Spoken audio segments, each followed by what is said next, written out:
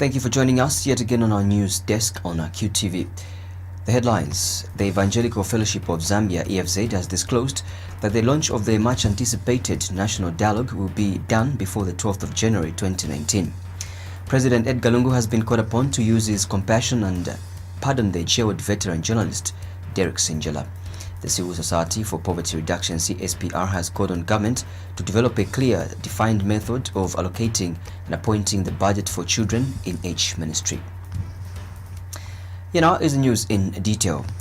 Evangelical Fellowship of Zambia EFZ board chairperson Paul Msusu has disclosed that the launch of the much anticipated national dialogue will be done before the 12th of January 2019. Bishop Msusu says this is of the considered view that the Council of Churches in Zambia, CCZ, the EFZ and the Zambia Conference of Catholic Bishops, ZCCB, who are leading the dialogue process. In an exclusive interview with QTV News via telephone, Bishop Msusu says the three church mother bodies prefer that the national dialogue be launched before the actual process could begin. Bishop Msusu says in making this resolve, the dialogue process be launched before the 12th of January. The CCZ, EFZ and the ZCCB put into consideration the forthcoming by-elections in the country. He says the three church mother bodies cannot, however, presently give a specific date for the launch because there is need to liaise with the State House on a day President Edgar Lungu can be available. The EFZ chairperson says three church mother bodies desire that the Republican president attends the launch of the national dialogue. He says the date for the launch and the venue will thus be announced to the nation once the State House gives the three church mother bodies an opening on the president's calendar. Bishop Msusu notes that this entails that the consultative meeting, which was held on Friday at 14:30 hours, is not about setting the date for the national dialogue.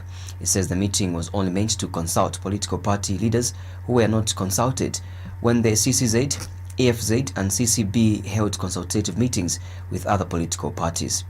Bishop Msusu states that this also means that whether President Lungu or any of his representatives did not attend this meeting, there will be no bearing as the head of state has already been consulted. He says for political parties that have factions such as the MMD, on the other hand, the invitation is open to both factions. As the three church mother bodies, our stand is today's meeting is a consultation to the presidents of political parties that were not covered before. So the presence of President Lungu has no bearing whatsoever because his input has already been captured. After this consultative meeting, when are we likely to hear from the church to set the date for the national dialogue? Our roadmap says before we start the actual debate, the national dialogue, there must be a launch. Okay? Sure. The national dialogue must be launched. It is our considered view in our discussion as the church mother body that this launch must be done before the 12th of January because many people, as you are aware, they are by-elections. Many people will go out in their campaign trail. So we want this to be done before the 12th of January. So you'll be hearing from us, and the reason why I'm not giving you a specific date is because on that particular launch, we would desire, it is our desire that we have the state president there. And so because he's a busy person, his office has so many demands, we need to liaise with State House to find out what appropriate date would be convenient for the head of state to be at the launch. And then we will announce to the nation when the launch will take place and where it will take place. So definitely you'll be hearing from us. Immediately after this meeting, we'll go out in consulting the State House, and once the State House gives us the opening of the calendar of the president, then we will pick a date and we will let the nation know. So the launch will definitely be there, but we pray that it will be sooner than the first campaign kickoff in 2019, before 12th January. Any day between that which will be convenient for the head of state. But Opposition for Patriots Economic Progress PEP President Sean Tembo has urged the Zambia Center for Interparty Dialogue ZCID to comply with the notice given by the three church mother bodies. Mr. Tembo says this is especially that it has already been unanimously resolved that the church will lead and chair the dialogue process. He states that as the co-organizer of the dialogue process, the ZCID needs to respect the decisions made by the church mother bodies. On one hand, ZCID is saying that today's National Dialogue meeting has been cancelled, and on the other hand, the church mother bodies are saying the meeting is still on and it will take place at Kapingira House at 14:30 hours. Our position on this matter is that based on our previous agreements, the church is supposed to lead and chair the dialogue process, and ZCID is merely supposed to be a co-secretariat. And our understanding is that the role of a co-secretariat is to discharge the instructions of the chair, which is the church. So we don't understand on what basis ZCID would be issuing conflicting statements to those of the church, which is the lead and the chair of the dialogue process. We are left with no option but to speculate that ZCID is being influenced by an invisible hand which has got no interest in ensuring the dialogue process succeeds, which is very, very regrettable. And we are hopeful that going forward, ZCID is going to be excused from this process because they are causing confusion. Zambia Railways Limited has announced a temporary closure of the Chipata-Mchinji rail line. This is owing to the damage caused by heavy rains on both the Zambian and Malawian side. ZRL Acting Public Relations Manager Sombe Ngonga has told QTV News in a statement that the damage has also affected movement on trains on the Nacala corridor in general. Ms. Ngonga states that the ZRL has, however, dispatched engineers to Chipata to assess the extent of the damage and to determine remedial works necessary to restore the line. She says the company is therefore assuring its clients and members of the public that it is working round the clock to ensure normal operations are restored with the shortest possible time. Ms. Ngonga has appealed to ZRL customers who may be affected by the closure of the Chipata-Mchinji rail line to exercise patience as it carries out the restoration works.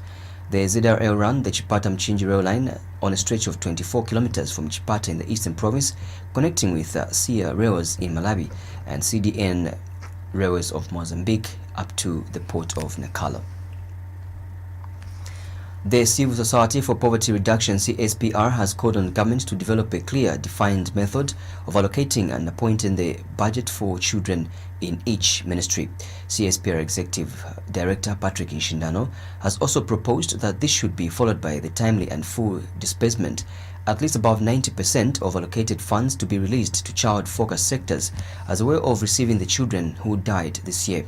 Speaking at the Sharing Budget Expenditure Incidents and Analysis findings with the media today, Mr. Nshindano is of the view that government and all relevant stakeholders must create an enabling environment for child participation to ensure that needs identification and prioritization children are consulted. Mr. Nshindano says this is because their contributions will lead to positive change in government policy as opposed to excluding them from decision making or just using them as decorative or passive beneficiaries of government services. So we need to facilitate for our citizens to be able to participate in monitoring, but also enhance public accountability. Roll out of the nationwide public campaign on the 7th NDP, simplified and localized format. I think this is critical so that people can understand what is the national priority, what is it that government is doing, and hence be able to promote public accountability and hold duty bearers to account accordingly. Provide mechanisms of providing feedback to the policymakers, political elites, and implementers of National Development Plan. There is no feedback mechanism from the citizen side of things to say this is what you're doing. And this is what we want you to, this is the course that you should take, especially from the citizen's perspective. If you look at the political elite, most of them, when they are elected into power, the next time they interact with their citizens is after 5 years when they're seeking another term. And that should not be the case. Ensure that information on public affairs and decisions are provided to citizens in a timely and most appropriate manner, Hence our call for the urgent enactment of the Access to Information Bill. And lastly but not least, facilitate the participation of citizens in the development processes, influencing decisions and priorities, and of course implementing some of the activities that may require that citizens are involved. And speaking at the same event, CSPR Network and Coalition Building Program Coordinator Eddie Msonda has expressed concern that government has failed to protect and fulfilling the rights of the child through law, plans and budgetary allocation at national level. Mr. Msonda has observed a significant reduction in disbursement in the health, education and social protection sectors. He adds that these child sectors are critical for the protection, survival and development of the Zambian child. But of course, with the decrease in social protection, it's because of the suspended support from the cooperating partners, but the government commitment actually in terms of how much the government is going to support social protection, they have increased their allocation. So generally, the reduction or the withholding of funding to this sector by the cooperating partners has affected. And you can look at all those sectors in details if you analyze the 2019 budget. So the challenges with this in terms of the negative results, we see it daily. First of all, teenage pregnancies in this country have remained alarmingly high. Recently it was reported about very disturbing numbers of schoolgirls who got pregnant in one of the provinces in this country. And of course other negative results that child marriages have remained rife amidst all these campaigns which we're having. You look at our stunting levels in this country, they're very terrifying.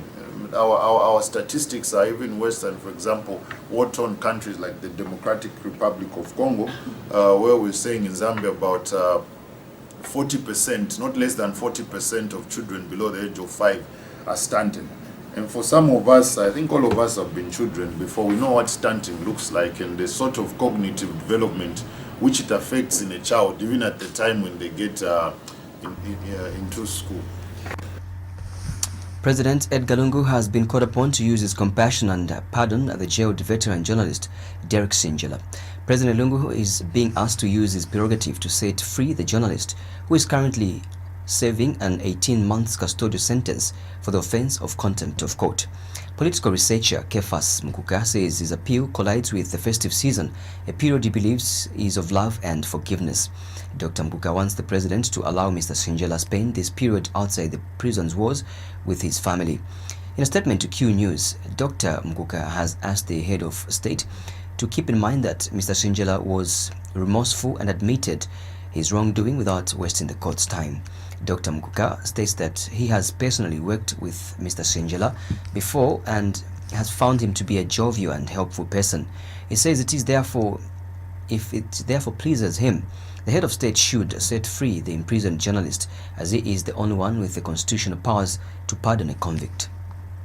I am strongly appealing from the bottom of my heart to the Republican President, Mr. Edgar Chagwa Lungu, to use his constitutional rights and powers and see to it that he pardons veteran journalist Derek Sinjela.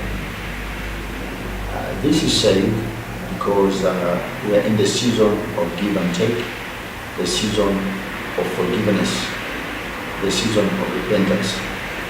And you're talking of the festive season. And not only that, I think Sinjela conducted himself so very well, because instead of running away, he decided to admit before the courts that he was guilty of the charges.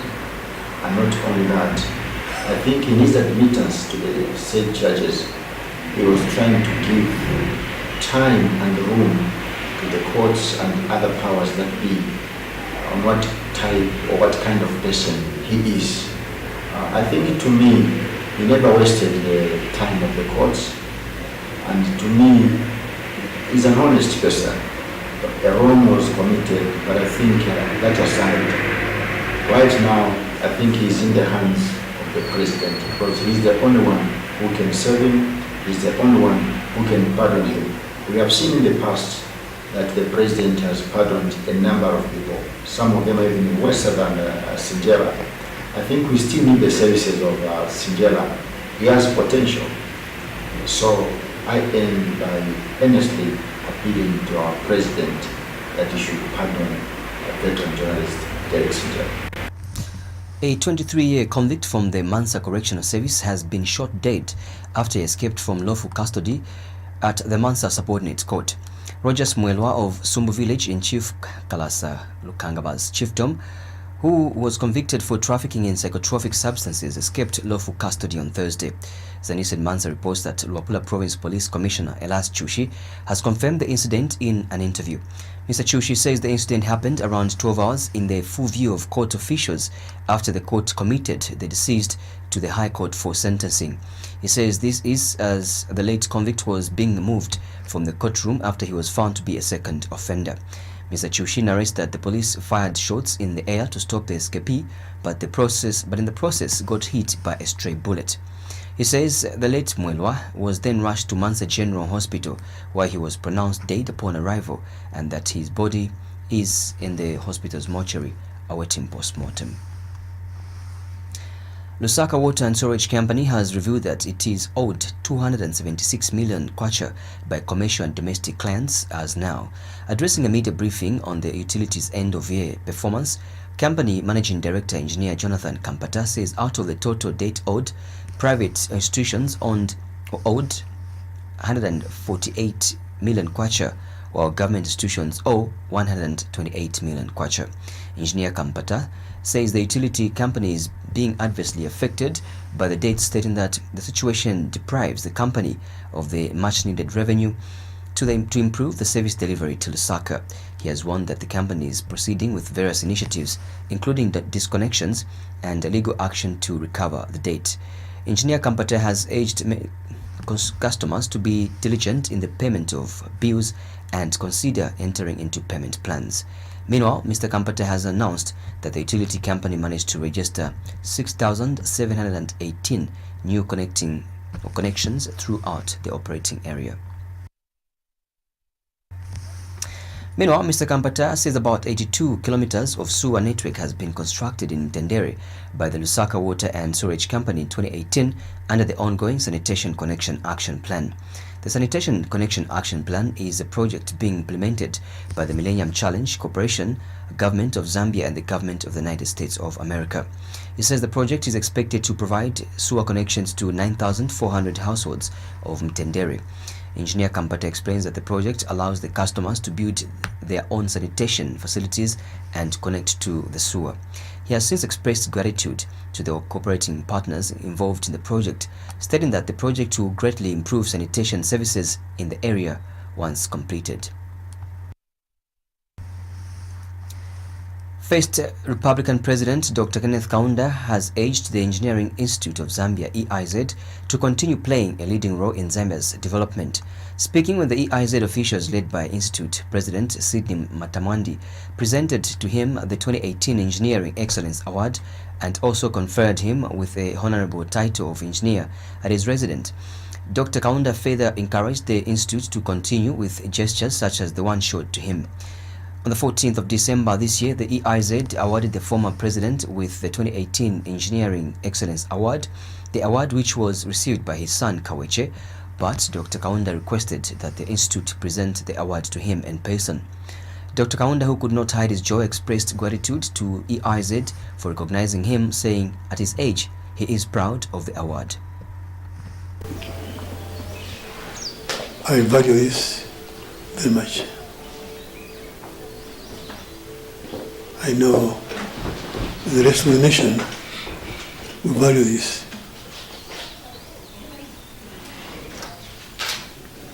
And once again, thank you and all your colleagues and comrades who have thought of this way. I talk to my humble self. May these kind thoughts continue to grow and develop in your minds as you continue to build Zambia in this wonderful way. May God bless and guide you all the way, all the time. Amen. And presenting the award to Dr. Kaunda, EIZ President Sidney Matamwandi says the institute is recognizing Dr. Kaunda for pioneering the creation of the engineering sector through the construction of power stations and roads and housing units, among others. Engineer Matamwandi further says the institute has also recognized Dr. Kaunda for deliberate and practical efforts he made to build schools where science, technology, engineering and mathematics are taught. I wish to present to His Excellency Dr. Kenneth David Kaunda the 2018 Engineering Excellence Award in recognition of his exceptional contribution to engineering before, during, and after his tenure of office as President of the Republic of Zambia. Your Excellency, sir, the Engineering Institution of Zambia recognizes you for the deliberate and practical efforts you made to build schools where science, technology, engineering, and mathematics, in short STEM, are taught. These centers of learning include technical schools, the University of Zambia School of Engineering and School of Mines, the Copperbelt University, technical colleges, and trade schools located in all the provinces of Zambia. A scam has been unearthed involving some unscrupulous dealers and cooperatives who are allegedly selling fertilizer under the Farmer Input Support Program (FISP), allegedly to Tanzanians nationals. Zanisi Luwingu reports that the unscrupulous individuals and cooperatives have allegedly connived to sell the commodity to suspected Tanzanians who are said to be paying a high price. This was learned when the irate farmers stormed Zambia News and Information Services offices, where they complained bitterly that some cooperative societies are not giving them the required amount of the fertilizer as stipulated by government. The farmers, who asked not to be named for fear of reprisals, says that the outcry is all over the district, alleging that the next year's output would be low as compared to 2017-2018 farming season. They alleged that heads of cooperative societies are selling the fertilizer as low as 150 kwacha per 50 kg bag of basil dressing and top dressing fertilizer. Meanwhile, transporters are also demanding extra fertilizer from cooperative societies as means of settling transport costs to ferry the commodity. Farmers have appealed to Home Affairs Minister Stephen Kampiongo to instruct Zambia Police Services to mount checkpoints along Luwingu, Kasama Mbala and Mbala Nakonde roads respectively to help check the vice. Chief Chimbuka of the Bemba-speaking people of Chinsali district has become the latest to come to the defense of President Edgar Lungu over remarks attributed to him as having called the Bembas thieves. In a walk-in interview with QTV News, Chief Chimbuka says he finds nothing wrong with President Lungu's statement, as he was just exercising the tribal cousinship that exists between Bembas and Angonis. His Royal Highness Chief Chimbuka further explains that people complaining about President Lungu's remarks are not true Bembas, adding that only an indigenous Bemba understands what the president was referring to in his statement. The traditional leader has since advised politicians to separate politics from coexistence of Zambian tribes from across the country. Recently, the president jokingly referred to Bembas as thieves. However, some people have not taken these sentiments well and are condemning the president for the remarks. President Chagwarungu alandira obushukumo ate abembali bakabola nomala bembafu balya n'abema baletiyo alitutuka alimo bakabola kamwa kya explain mwichi muntu kyesu kyakibemba n'omungoni tufe bantu banga na pamalo twatukana uli alera ndogutiyo olungu alitutukanisha nimperwa mano nikalati wakibemba temwemba proper yo mwemba proper kumwina kumungonte kwabansere kusubafi umuntu ngaife n'orupato lwakwarungufirya ilo lela ndati lungu atutukafe babemba nifiyo mubemba mukalati temwemba fulu pandu mwemba ngaine kunandana ati kamungalumbule mitundi mbi ishi babembati muri bakabonana inshalo fyanya sana nomangalo mbulambwe wakwe na ngumtu wakoti akati na leseka akamwena mkoti ati wesuni wekabonana hiyo wa mfonomba mkalandeshani ala mwibula mo politics mpasaro mutundu. The Industrial Development Corporation has announced the appointment of a 7-member board of Zambia Airways, comprising 4 Zambians and 3 Ethiopians. The newly appointed board of Zambia Airways, among others, are Bonaventure Mutale, a senior lawyer, and T-Ward Gabriel Miriam, CEO of Ethiopian Airlines. Speaking when he announced the appointed members, Mr. Kaluba says the chair of the board will be selected from the members representing the IDC. Mr. Kaluba is optimistic that the new board will spearhead the process to operationalizing Zambia Airways, further stating that the appointment of the board embarks an important milestone in the establishment of a national airline. He states that the board will take the necessary steps to ensure all the regulatory requirements to operationalize the airline are met, as well as put in place a competent management team.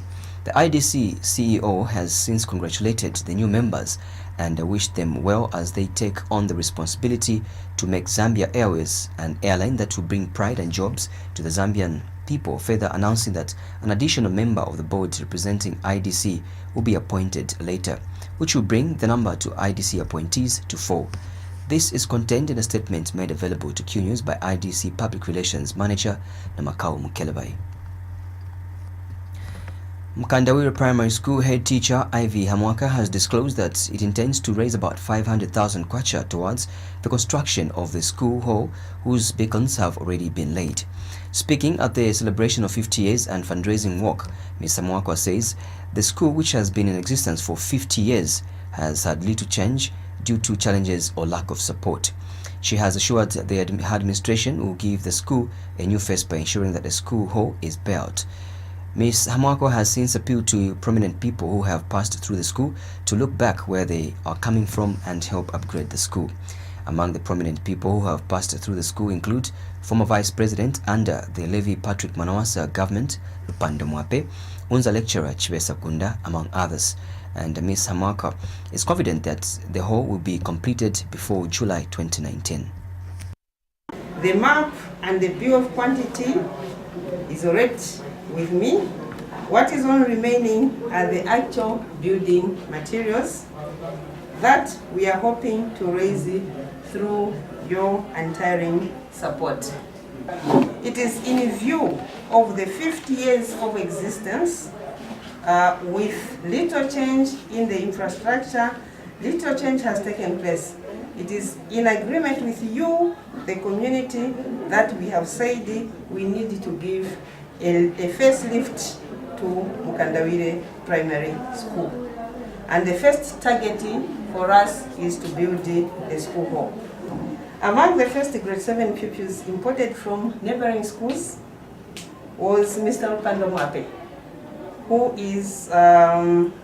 Lupando Mwape, the former vice president to the late Levi Patrick Mwanawasa's government. He and among other prominent people have passed through this school Mkandawire, and it is our passionate appeal that they look back to where they are coming from so that they can upgrade the school. New Congress Party has commended University of Zambia Student Union for showing leadership for engaging Higher Education Minister Professor Nkanduluo over allegations of abolishment of meal allowances at higher learning institutions. NCP acting spokesperson Prince Chanda says people expected students to protest and stone cars over alleged meal allowances to have been scrapped off by government. Speaking when he visited Unzasu members, Mr. Chanda says the decisions to change any government depends on the youth and the decision they make. Thus, it is important to appreciate the leadership style in Unzasu exhibited. Qualities that they talked about, those that criticized these elections, that he didn't have leadership qualities. He demonstrated that he was a leader. Leadership is being able to lead people. You cannot be voted in an election if you have not demonstrated leadership style. He didn't have the money, isn't it? He didn't have the connections, but he had to use his brain, and he had faith in God. Sometimes people will tell you don't have leadership qualities, but leadership is not given to anybody by man. is given by God. How can you tell me that he doesn't have those that said he didn't have the leadership qualities? How did he manage to win an election against all odds without any money? That's leadership, first of all. Second, he has demonstrated the leadership style that is required for this institution. We don't expect stone throwing people in this institution. Other people will say, yeah, this is how this institution changed the situation in the country, they will do this and this. But that was a long time ago. We are in a generation that should be using the brains to do whatever that we are doing. So for me, he is a leader, and he has demonstrated a rare kind of leadership by doing something different in a situation that was very disturbing. You all saw what was on social media when that statement was circulated that minimum allowances would be scrapped off. So what kind of a leader do you need? So he was going to be a good leader if he sent people to the street to break us. I'm sure those who are saying he's not a good leader are those that are expected to take advantage of a situation of that nature and politicizes and cause anarchy in the country. We are not interested in that. We want to see the country being governed well, institution of governance being governed well, and the institution of learning like this one being run by people who understand the value of dialogue and diplomacy. Qualities. And speaking at the same event, UNZASU President Warren Hamusunga has appealed to students to remain calm, saying he will be updating them as things unfold. No statement, it is as we said that it was not official statement from her. Yes, it was informal statement. Yes, you see, I will simply say she dismissed all those allegations, saying that she will even further give information concerning that issue as soon as she'll be back from her leave. Yes. So I think this time we are going to have mere allowances just as it was. It will continue to be. If anything, we would even advocate for an increment in mere allowances. No. That item concludes our news, but before I take a run, here's a recapitulation of stories in the headlines. Evangelical Fellowship of Zambia, EFZ, has disclosed that the launch of the much-anticipated National Dialogue will be done before the 12th of January 2019. President Edgar Lungu has been called upon to use his compassion and pardon the jailed veteran journalist Derek Sinjala. The Civil Society for Poverty Reduction, CSPR, has called on government to develop a clear, defined method of allocating and adopting the budget for children in each ministry. That's a wrap for the news. Thank you so much. Experience Home on QTV.